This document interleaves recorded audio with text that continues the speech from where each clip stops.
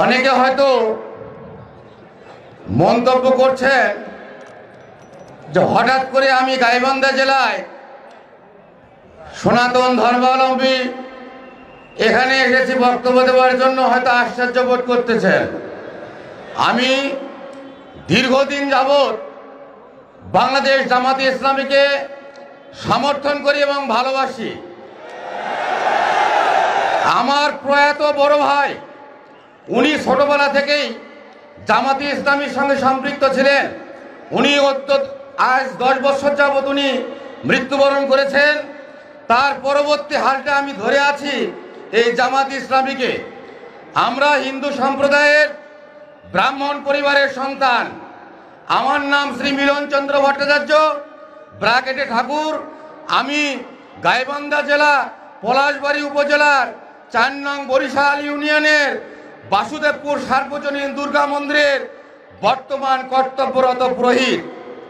এবং সাগাটা ফুলছড়ি উপজেলার যারা এসেছেন, আমি 2008 সাল থেকে 11 সালের 11ই নভেম্বর পর্যন্ত ভরতখালী কালী মন্দিরের পুরোহিত ছিলাম। আমি দীর্ঘদিন রাজনীতির সঙ্গে আমি জড়িত।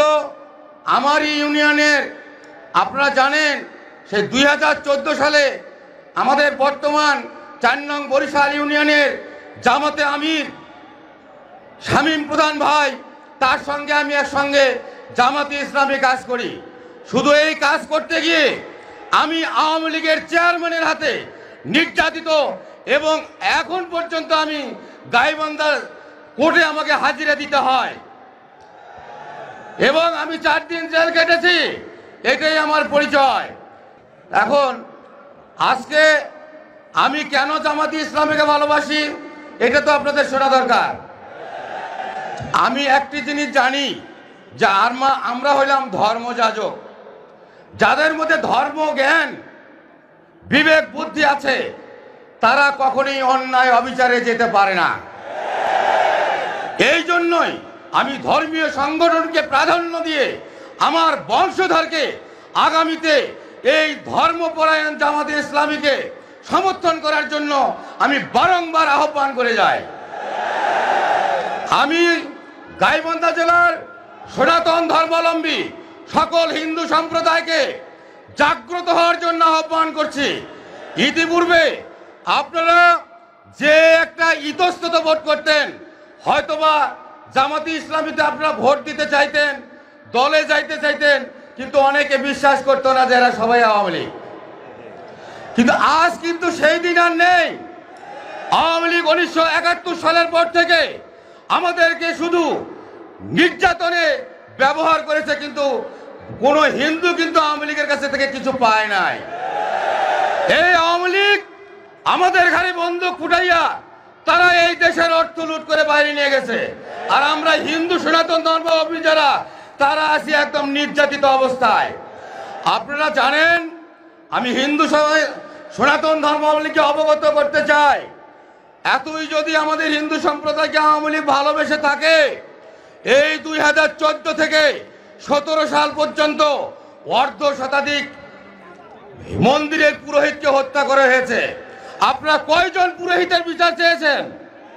কয়জন পুরোহিতের বিচার পেয়েছেন? আর আজকে এই ইসকন সদস্য চিন্ময় প্রভুক নিয়ে আপনারা লাফালাফি করতেছেন। এই চিন্ময় প্রভু ইসকন সদস্য যারা আমাদের হিন্দুদের মধ্যে বিভেদ সৃষ্টি করেছে। আপনারা উত্তরবঙ্গে ইউটিউব সার্চ দিলে দেখতে পারবেন রায়ন চক্রবর্তী শুভ, তার সঙ্গে এই ইসকন সদস্যদের কত বাকবিতণ্ডা হয় বা হয়ে আসছে। আমাদের সনাতন ধর্ম সৃষ্টি হইতে শ্রাদ্ধ ছিল, এই শ্রাদ্ধের মধ্যে বিভেদ সৃষ্টি করেছে, পূজা পার্বণে বিভেদ সৃষ্টি করেছে। আর আজকে তারই পিছনে আপনারা লাফালাফি করেন। আর যারা হিন্দু সম্প্রদায়ের পুরোহিত ব্রাহ্মণ মারা গেল, তা নিয়ে তো আপনারা কোনোদিন আন্দোলন করেন নাই। আমি আপনাদেরকে সচেতন করতে চাই, এখন আর আওয়ামী লীগ নেই। আপনারা দেখেছেন গত দুর্গাপূজা তথা 5ই আগস্টের পর যেভাবে এই বাংলাদেশ জামাতে ইসলামী আমাদের হিন্দুদের নিরাপত্তার জন্য এগিয়ে এসছে। আমি তো মনে করি 100 বছরেও কোন দল হিন্দুদের জন্য এইভাবে নিরাপত্তা দিতে পারে নাই। নমস্কার বন্ধুরা, আমি বাংলাদেশের মিডিয়াদের বেশিরভাগ ফলো করি এবং এটাও একটা বাংলাদেশের মিডিয়া থেকেই এই ভিডিও নিলাম আমি। এখানে একজন সনাতনী হিন্দু, তিনি কিন্তু একটি ইসলামিক জলসায় তিনি ভাষণ দিলেন, আপনারা বক্তব্যগুলি শুনলেন। তো ইনি আবার টোটাল যে স্রোত, সেই স্রোতের উল্টা দিকে কিন্তু বললেন, আপনারাও শুনলেন যে তিনি গত 14 বছর থেকে আওয়ামী লীগ নাকি সনাতনীদের উপর অত্যাচার করত এবং শেখ হাসিনার সরকার বা আওয়ামী লীগ সরকার থাকাকালীন হিন্দুরা সেখানে কোনো কিছু মর্যাদা পায়নি এবং তারা ভালো করে থাকতেন না। তো এটা আওয়ামী লীগের কথা বলছেন তিনি। কিন্তু বর্তমান যে ইউনূসের সরকার, ওনার কথা এবং এই যে তবলিগ জামাতের কথা ইনি কিন্তু ভালো বলছেন যে সরকার, এখন বর্তমান সরকার তাদেরকে পূজা পার্বণ থেকে শুরু করে সব কিছুর মধ্যেই নাকি সাহায্য করছেন, হেল্প করছেন। তো আমি আপনাদের সম্মুখে এই ভিডিওটি তুলে ধরলাম, কারণটা এটাই, আমরা বিভিন্ন রকম সোশ্যাল মিডিয়ায় দেখা পাচ্ছি এবং লাইভ প্রুফ হিসেবে দেখা পাচ্ছি যে বাংলাদেশে সনাতনীদের উপর অত্যাচার হচ্ছে। তাদেরকে এই জামাত শিবিরাই, বেশিরভাগে হুজুরাই বক্তব্য দিচ্ছেন যে বাংলাদেশে মুসলমানদের দেশ, সেখানে হিন্দুদের থাকার জায়গা হবে না, সেখানে পূজা করা চলবে না, সেখানে মাইক বাজিয়ে কীর্তন করা চলবে না। এবং এত কিছু সোশ্যাল মিডিয়ায় ভাইরাল হচ্ছে এবং এর জন্যেই বর্তমান যে বাংলাদেশ এবং ভারতের সম্পর্ক, সেই সম্পর্কও কিন্তু নষ্টের দিকে প্রায়।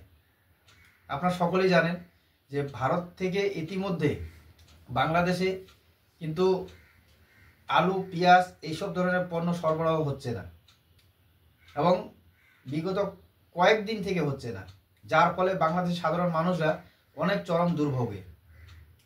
কিন্তু আমি যার জন্যে এই ভিডিওটা দিলাম যে সেখানেও কি শুধু রাজনীতি হচ্ছে? কারণ এত কিছু সামনে দেখেও একজন হিন্দু নেতা কি করে এইসব মন্তব্য করছেন, যার ফলেই কিন্তু, যাই কারণেই কিন্তু আমি ভিডিওটি দিলাম, যে আমি মনে করলাম হয়তো যে এটা আপনাদের মধ্যেও আনা দরকার এবং আপনাদেরও দেখা দরকার। কারণ শুধু আমরা একতরফা ভিডিও করে যাচ্ছি বা আপনাদের সামনে তুলে ধরছি যে সেখানে সনাতনীদের উপর অত্যাচারই হচ্ছে, কিন্তু একজন সনাতনী বা একজন হিন্দু হয়ে তিনি কিন্তু উল্টা বলছেন। কেন বলছেন?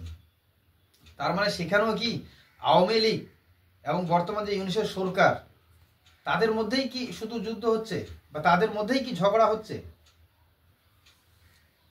তো এই ভিডিও দেখে অনেকেরই হয়তো ধারণাটা চেঞ্জ হয়ে যাবে যে না, হয়তো বাংলাদেশে কোনো অত্যাচার হচ্ছে না, বা বাংলাদেশে যদি অত্যাচার না হয়ে থাকে তাহলে বাকি ভিডিওগুলো যে আমরা পেলাম বা বাকি খবরগুলো আমরা তুলে ধরলাম, সেগুলো কোথা থেকে আনলাম?